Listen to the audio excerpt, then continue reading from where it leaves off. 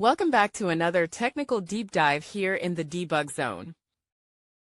Today we're tackling a big question and breaking it down with insights from other users. Hopefully this clears up some misconceptions and helps you get the answer you need. So, buckle up, stay a little curious, and let's jump right in.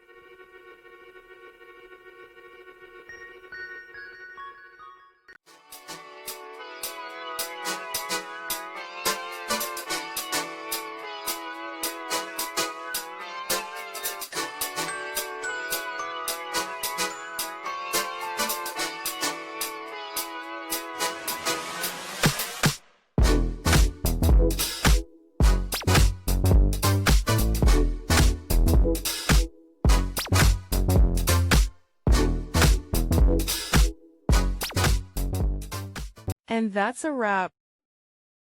I hope you found the answer you were looking for. If you did, take a second to hit that subscribe button. It really helps out.